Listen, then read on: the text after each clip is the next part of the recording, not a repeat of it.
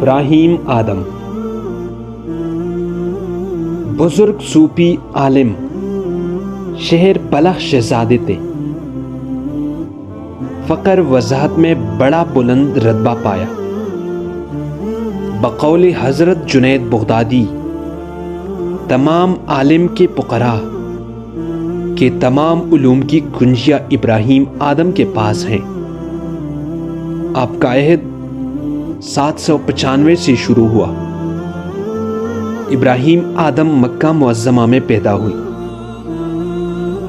آپ کی وفات 894 کو ہوئی اور روم کے شہر سقین میں دفن ہوئی.